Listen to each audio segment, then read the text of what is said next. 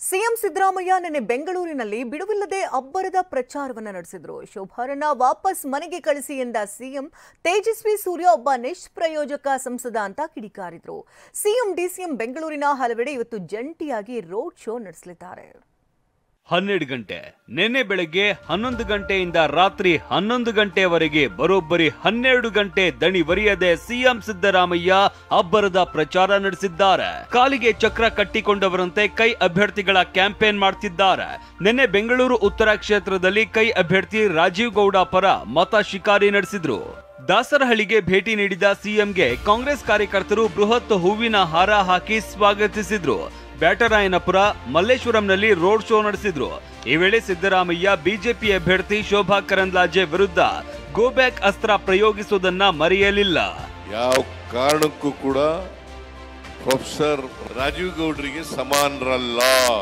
ಹೌದಲ್ಲ? ಉಡುಪಿ ಚಿಕ್ಕಮಗಳೂರಿನಲ್ಲಿ go back Shobha ಅಂತ ಹೇಳದವ್ರನ್ನ ಇಲ್ಲಿ ಕರ್ಕೊಂಡ್ಬಂದು ಅಭ್ಯರ್ಥಿ ಮಾಡಿದ್ದಾರೆ. ಇಲ್ಲಿ ಏನ್ ಮಾಡ್ಬೇಕು ನೀವು?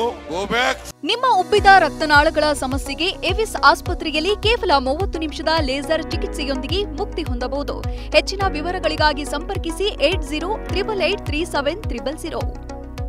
ಶೋಭಾ ಗೋ ಬ್ಯಾಕ್ ಶೋಭಾ ಅಂತ ಹೇಳ್ಬೇಕು ಬೇಡ?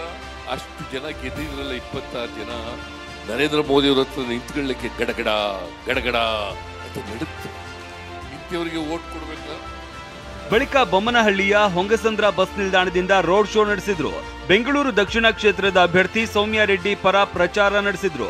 ರೋಡ್ ಶೋ ವೇಳೆ ಸಿಎಂ ಸಿದ್ದರಾಮಯ್ಯಗೆ ಸಚಿವ ರಾಮಲಿಂಗಾರೆಡ್ಡಿ, ಮಾಜಿ ಎಂಎಲ್ಸಿ ನಾರಾಯಣಸ್ವಾಮಿ, ಕಾಂಗ್ರೆಸ್ ಮುಖಂಡ ಉಮಾಪತಿ ಶ್ರೀನಿವಾಸ ಗೌಡ ಮತ್ತಿತರರು ಭಾಗಿಯಾಗಿದ್ರು.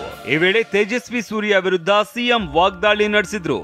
5 ವರ್ಷಗಳಲ್ಲಿ ತೇಜಸ್ವಿ ಸೂರ್ಯ ಆಗಲಿ ಇತರ 25 ಜನ ಎಂಪಿಗಳಾಗಲಿ ಕರ್ನಾಟಕಕ್ಕೆ ಅನ್ಯಾಯ ಆದಾಗ ಅನ್ಯಾಯವನ್ನ ಪ್ರತಿಭಟಿಸಿ ಯಾವತ್ತೂ ಕೂಡ ಪಾರ್ಲಿಮೆಂಟ್ ನಲ್ಲಿ ಧ್ವನಿ ಎತ್ತಿಲ್ಲ. ಅದಕ್ಕೋಸ್ಕರ ತೇಜಸ್ವಿ ಸೂರ್ಯನನ್ನ ಸೋಲಿಸಿ ಸೌಮ್ಯ ರೆಡ್ಡಿಯನ್ನ ಗೆಲ್ಲಿಸಬೇಕು. ಇವತ್ತು ಕೂಡ ಸಿಎಂ ಬೆಂಗಳೂರಿನ ಜಯನಗರ, ಚಿಕ್ಕಪೇಟೆ, ಬಿಟಿಎಂ ಲೇಔಟ್, ಸಿವಿ ರಾಮನಗರ, ರಾಜಾಜಿನಗರ, ಗಾಂಧಿನಗರ ಕ್ಷೇತ್ರದಲ್ಲಿ ಚುನಾವಣಾ ಪ್ರಚಾರ ನಡೆಸಲಿದ್ದಾರೆ.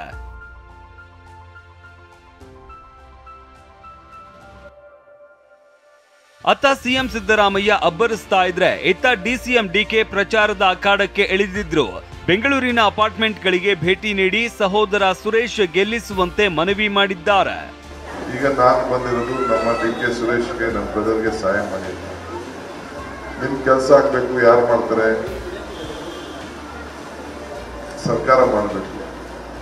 ಡೆಲ್ಲಿಲಿರೋರು ಯಾರು ಬಂದು ನಿಮ್ ಕೆಲಸ ಮಾಡೋಕ್ಕಾಗಲ್ಲ. ಆಗ್ತದ? ನಿಮ್ಮ ರೋಡ್ ಸಮಸ್ಯೆ ಇರ್ಬೋದು, ನಿಮ್ಮ ಈ ಹ್ಯಾಂಡ್ ಓವರ್ ಸಮಸ್ಯೆ. ಲಾಸ್ಟ್ ಟೈಮ್ ಎಲ್ಲರೂ ಮೋದಿ ಗಾಡಿ ತುಂಬಿಕೊಂಡು, ಈಗೇನೋ ಮೋದಿ ಗಾಡಿ ಇಲ್ಲ ಬಿಡಿ, ನಾನೆಲ್ಲೋ ಗಾಡಿ ನೋಡ್ತಾ ಇಲ್ಲ. ಎಲ್ಲೋದು ನಮ್ಮ ಗ್ಯಾರಂಟಿ ಗಾಡಿ ನಡೀತಾ ಇದೆ, ನಮ್ದೇ ಗ್ಯಾರಂಟಿ ನಡೀತಾ ಇದೆ. ಇತ್ತ ಬೆಂಗಳೂರು ಉತ್ತರ ಕ್ಷೇತ್ರದ ಬಿಜೆಪಿ ಅಭ್ಯರ್ಥಿ ಶೋಭಾ ಕರಂದ್ಲಾಜೆ ಕೂಡ ಮಹಾಲಕ್ಷ್ಮಿ ಲೇಔಟ್ನಲ್ಲಿ ಪ್ರಚಾರ ಮಾಡಿದ್ರು.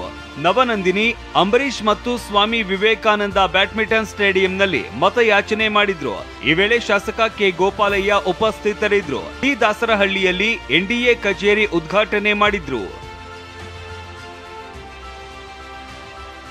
ಏಪ್ರಿಲ್ 14ರಂದು ರಾಜ್ಯಕ್ಕೆ ಪ್ರಧಾನಿ ಮೋದಿ ಆಗಮಿಸಲಿದ್ದಾರೆ. ಚಿಕ್ಕಬಳ್ಳಾಪುರ ಕ್ಷೇತ್ರ ವ್ಯಾಪ್ತಿಯ ದೇವನಹಳ್ಳಿಯಲ್ಲಿ ಸಮಾವೇಶದಲ್ಲಿ ಭಾಗಿಯಾಗಲಿದ್ದಾರೆ. ಸಂಜೆ ಬೆಂಗಳೂರು ಉತ್ತರ ಕ್ಷೇತ್ರದ ಹೆಬ್ಬಾಳ, ಬ್ಯಾಟರಾಯನಪುರ ವ್ಯಾಪ್ತಿಯಲ್ಲಿ ರೋಡ್ ಶೋ ನಡೆಸಲಿದ್ದಾರೆ. ಗೆಲುವಿಗಾಗಿ ಸಿಎಂ ಡಿಸಿಎಂ ಪ್ರಚಾರ ಅಖಾಡದಲ್ಲಿ ಅಬ್ಬರಿಸ್ತಾ ಇದ್ರೆ ಇತ್ತ ಹುರಿಯಾಳುಗಳು ಲೋಕ ಪರೀಕ್ಷೆಯಲ್ಲಿ ಜಯ ಸಾಧಿಸೋದಕ್ಕೆ ಗಲ್ಲಿ ಗಲ್ಲಿ ತಿರುಗಾಡ್ತಾ ಇದ್ದಾರೆ. Bureau report, TV9.